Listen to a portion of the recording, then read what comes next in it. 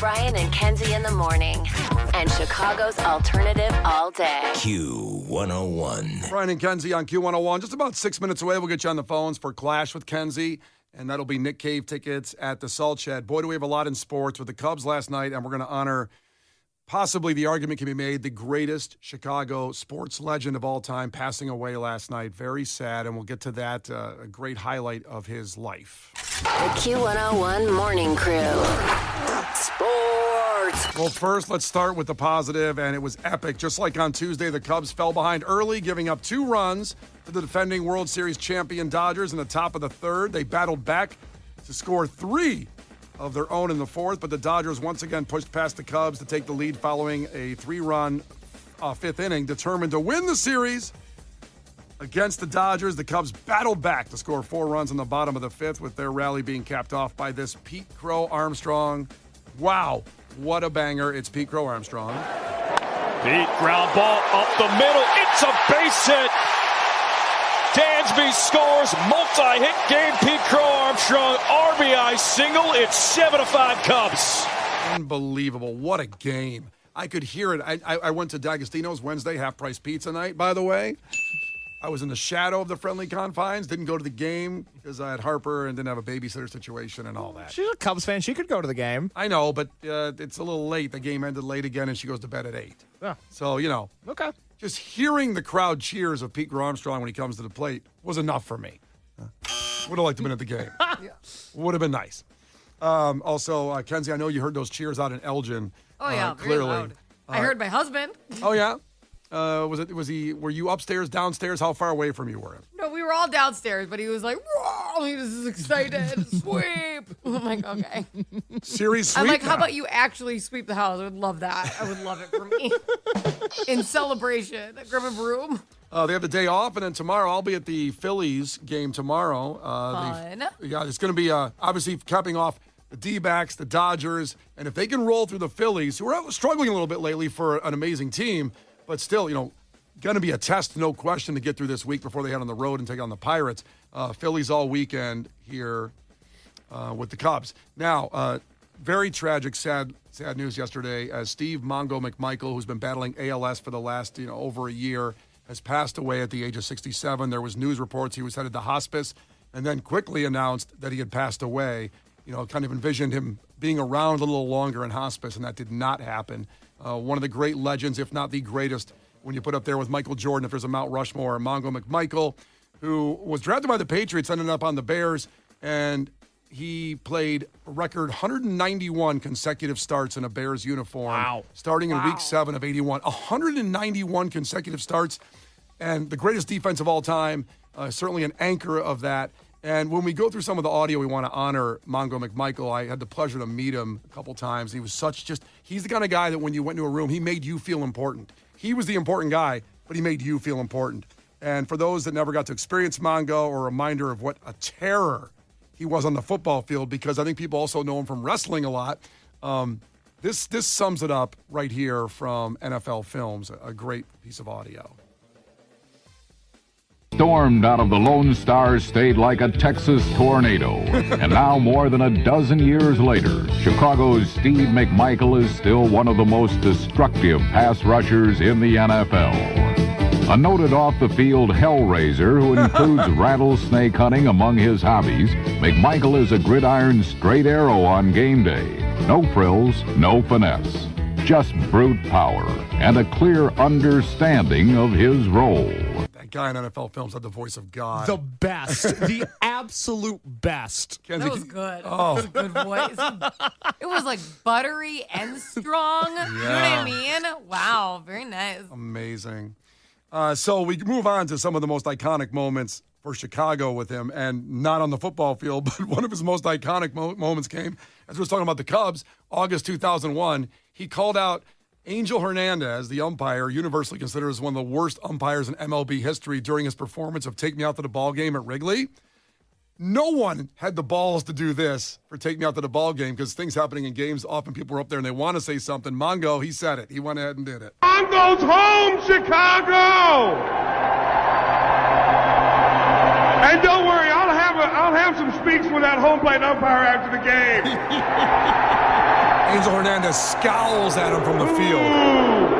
A one, a two, a three. Take me out to the ball game. Take me out to the crowd. Buy me some peanuts and breakfast. You got to picture him at this point.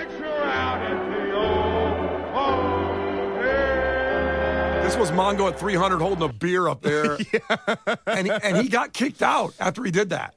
He got kicked out? Yeah, now Angel Hernandez denies that he kicked him out of that game, that the first base umpire told him to get out of the game, get out of the ballpark, and he did. Or out of the booth. He had to get out of the booth at that point. Why was he so? What? It was a joke. Your Honor, I was joking. It was literally funny. Everyone's so boring. It's a joke. In August 2023, he was named a finalist for the seniors ballot for the Pro Football Hall of Fame for the class of 2024. So glad this happened before he passed. He had previously been nominated in 2014 and 2015. And then on February 8th, 2024, he was officially selected to be inducted in the Hall of Fame. I remember watching that. It was so emotional. Formally inducted August 3rd with his sister Kathy delivering the speech on his behalf as fighting ALS big time at that point. Members of the 85 Bears traveled to his home to share in celebration with him. The Bears shared this video on social media after the induction, and it was so poignant, so perfect.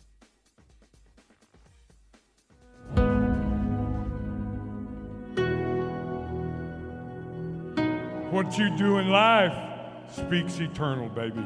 And I am so glad to be a Chicago Bear and part of you guys' history. It's an honor and a privilege. You know, anybody that ascends to that level of play, Hall of Fame level, it's a God's gift. Steve McMichael, 76, was there first to polish him off. We're the Giant. Everybody wants to be Jack. Steve McMichael comes up with the football. Lordy, lordy, lordy. Do you believe this? I think the only thing that can jinx us is Bourbon Street. Eason dragged down by Steve McMichael. Fumble. The Bears have it at hungry Chicago. Finally champions on this January day in New Orleans. Woo!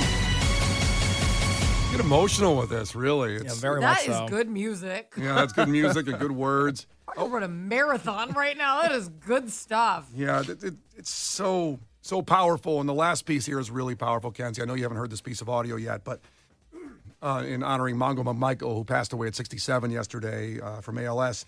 So in 2021, after he was diagnosed with ALS, he sat down with WGN's Jared Payton, Walter Payton's son, to talk about the importance of compassion. And this is a message I think everybody, for a guy that was one of the toughest mother effers in history, for him to talk like this was really, really powerful, especially when he got diagnosed with a terminal disease. You know what's best in the human condition, my son?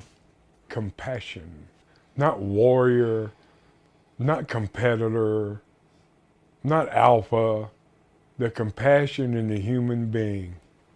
And that, what's going on in the world today, you kind of lose faith in that, don't you? But everybody that comes into my presence, now that I'm in this condition, that's the first thing I see on their face. Man.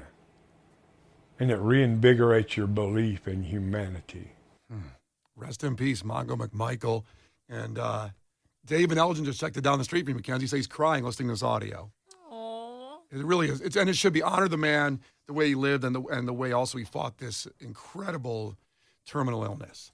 Let's get you on the phones right now. No way to get out of that except for this. 312-591-8300. Call for Klash with Kenzie. We have tickets for Nick Cave at the Salt Shed. Call now to compete against Kenzie in trivia. Brian and Kenzie in the morning. And Chicago's alternative all day. Q101. You can't defeat her. She's too powerful. Klash with Kenzie. Let the battle begin. Q101. Let's go. One of your last chances to get the Nick Cave because the show is coming up on Tuesday. A few tickets left for this you can purchase. But our great friends at the Salt Shed gave us free ones for you. 17 and over show, by the way, for Nick Cave on Tuesday. And let's get to Chris checking in to compete against Kenzie for these tickets in trivia. Remember, if Chris doesn't win and Kenzie wins, we still give them away to everybody listening. So, Chris, ahoy, tell us something about yourself. Hello, how are you? For a living, I work for a company that sells wine and spirits to like grocery stores, like bars, restaurants. Oh, you're a little liquor vendor. Okay. Liquor vendor, that's right. Bringing the party wherever you go. That's right. Case came in off the air and he told me walking in, he goes, she sells liquor. And before he finished, I said, to minors? That's my side job. Okay. Probably pays better, too. You know, I can't imagine having that job where, like, one to the grocery store, one to me. One to the grocery store, one to me. A minor. All right, here we go. Chris, for the tickets, remember, if Kenzie gets one wrong, you can steal a point. She can do the same to you. First one to 5 wins. Call heads or tails, Chris? Tails. It is tails. Good job. Woo! All right, here we go. Chris, question number 1. What was the name of the scandal that forced President Nixon to resign? What was the name of that scandal? Watergate. Watergate is right. Good job. Kenzie? Mm-hmm. At 6'4", who was the tallest president in U.S. history? 6'4". I don't know if I'm making this up, but I feel like Abraham Lincoln was really tall. Abraham Lincoln was a super tall dude. Didn't you wrestle? He did. Not only that, I think he won like 200 and some matches in a row, and he's in the Wrestling Hall of Fame. Mm-hmm. How did he have time for that? It shows that people did better use of their time than we do today. Also, they didn't have an iPhone. They had nothing going on. Well, The presidents don't have to do anything. This guy was a full-time wrestler in a presidency. No, you say he had nothing going on. He was wrestling and he freed the slaves. What have you done with your iPhone in your hand? That's not it. I haven't freed the slave. I'm sorry. Hey. Case has listened to a bunch of bands. How dare you? That's right. I've heard a few podcasts in my day. All right. Yeah. Listen to records in your high-rise apartment. What a sad life it is. 1-1 back to Chris. Chris, what is the 25th letter of the alphabet? 25th. I don't know. P? It's not P. Kenzie, do you know? It would be Y. It is Y. 26 Oh, my letters. God. Yeah. I love the drama. Oh, my God. She said. Overthought that one. I just like your, I don't know, 26 P. total easy. That was great. Wow, but you should start picking random. Like, what's the 12th? And you only get 3 seconds. Listen, I appreciate the guesses instead of the, I don't know. I appreciate everybody guessing. It. Yeah. So it's 2-1. It was near the end. I mean, she wasn't that. It's not like she said A. Yeah, back half, absolutely. 2-1, and it's back to Kenzie. She can go ahead by 2 points right here. Kenzie, name one of the Eastern Conference teams remaining in the NHL playoffs. The North, South, East, West. So East. Yes. Okay, so it's probably something in like New York. Or unless New York. Cleveland doesn't count as the East. Is New York does your it? answer? Wait, No, she's thinking this out. She's thinking this out. all This right. is the. Hold on. Can I just think of a team in the East first? Rude. Yep. Okay, think of one. I don't know. I don't think Cleveland would count as East. Are they in the North Conference? Is there a Northeast Conference? Time is running out. The 3. Knicks? The Knicks is not right. Okay. Again, listen carefully, Chris. I said name one of the Eastern Conference teams remaining in the NHL playoffs. What's that? That's hockey. Oh. That's hockey, but I don't know anything about hockey. Oh, we've done the NBA every day. I know. We threw a wrench in it today. Oh, I didn't pay attention to that wrench at all. Well, I tried to say NHL playoffs. You could have corrected me. I didn't want to. All right. So the Knicks aren't in the NHL. Nope. Good to know. So, Chris, this is hockey, one of the Eastern Conference teams remaining in the NHL playoffs. Well, I know it's not the Hawks. That's the only team I know. So I'm going to say Hawks. Oh, it's not the Hawks. You knew it wasn't the Hawks. You were right. You said it anyway. Let me have another crack at this. I'm not going to say any of them because we might do it tomorrow, too. We're going to stick with this question for a little bit. All right, I've lost track. What hockey teams in New York? Let's move forward. There's also a few of them. Yep. More than one in New York, huh? Yeah. God, they're just never satisfied with one team. Yep. 2-1, back to Chris. Losing a lot helps with two teams. Let's see, back to Chris. So, Chris, we're going to stay with sports here. In golf, a bogey is how many shots over par? 3? Nope. Not right. Kenzie, do you know? I think it's 2. Nope, not 2. Nope. A bogey is 1. 1 over par. I don't know. Still boring game either way, huh? It's a lot of fun. Still And it's a sucks. very popular. People watch it and 1, love it. 2, 10. Who really cares? I It's mean, boring. the Masters was one of the most incredible finishes in history. It was very invigorating and exciting. Number one favorite golfing video is the scene from Family Guy, which is like, so you're supposed to hit it in the water? He's like, no. She was like, well, you hit it in the water. I know. We're having fun. We're having fun right now. That's how I feel every time I'm there. Slow game here. 2-1. 2-1. It's back to Kenzie. Kenzie. Oh, good. Another sport? What? I mean, come on, guys. No more sports, Kenzie. On a map. The vertical lines are called what? The vertical lines. On a map. Well, latitude? Latitude is not right. Because I did longitude and latitude yes. Hold on. Chris has to answer. You might be helping her out. Chris, what do you think the answer is? Longitude. Longitude is right for today. Latitude was yesterday. Oh, did I say latitude yesterday? You did. I thought I was saying the opposite of yesterday. No, I know what happened. 2-2. We may have to make this next one wins. I'm not sure yet. We're running out of time. These questions suck. Is there something about the office in there? What Well, are you I'll tell you doing? what. I'll tell you the answers suck too. This is so boring. Oh God! See, How this many golf balls? you see, it's trivia questions, and you have to answer them. This you is see? boring. Today's theme is boring. Okay. WhoCares.com. Whose turn is it? It's Chris's turn. Okay, Chris. Which famous reality TV star was Nick Lachey married to in the early 2000s? Ooh. Shut up, Kenzie. Now we're talking. Oh, now it's I'm not back boring. in. I'm Now back it's- in on trivia. Now, Chris, you can answer this. Go ahead. I have never watched any reality TV show, so I'm going to say Ryan Seacrest. Ryan Seacrest. No, Nick Lachey was not married to Ryan Seacrest.